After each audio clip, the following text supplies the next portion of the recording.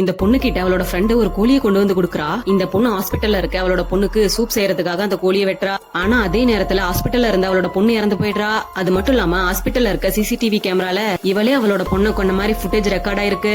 இத பாத்துட்டு இவ தான் கொண்டுட்டான்னு சொல்லிட்டு இவள போலீஸ் ஸ்டேஷனுக்கு கூட்டிட்டு போயிடுறாங்க. இப்ப இவ என்னோட பொண்ணை நானே கொண்டுட்டனா அப்படின்னு சொல்லிட்டு பில்டிங் மேல ஏறி அங்கிருந்து கீழே விழுந்து சூசைட் பண்ணிக்கிறா. இப்ப இவளோட பொண்ணு சாகறதுக்கு 5 மணி நேரத்துக்கு முன்னாடி மறுபிறவி எடுக்கிறா.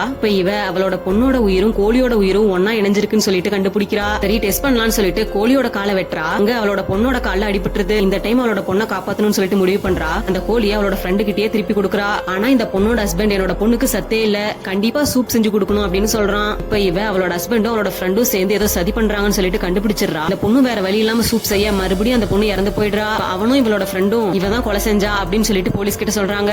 இப்ப இந்த பொண்ணு அந்த இடத்துல இருக்க ஒரு சுவரை உடைக்கிறா. அந்த இடத்துல இவளோட பொண்ணை கொல்றதுக்காக இவளோட ஹஸ்பண்டும் இவளோட ஃப்ரெண்டும் ஆளுங்களை செட் பண்ணி வச்சிருக்காங்க. இந்த பொண்ணு இங்க கோழியை வெட்டும் போது அந்த இடத்துல அவளோட பொண்ணுக்கு ஆகிற மாதிரி செட் பண்ணி வச்சிருக்காங்க. இது எல்லாத்தையுமே இந்த பொண்ணு போலீஸ் கிட்ட நிரூபிச்சிடறா. ஆனா இதுல ட்விஸ்ட் என்னன்னா இவளோட பொண்ணு அவ அப்பா கூட சேர்ந்து இவளோட அம்மாவை ஜெயிலுக்கு அனுப்புறதுக்காக நடிச்சிருப்பா. கடைசியில உண்மை என்னன்னு தெரிஞ்சுக்கிட்ட போலீஸ் இவங்க 3 பேரையும் அரெஸ்ட் பண்ணி கூட்டிட்டு போயிடுறாங்க.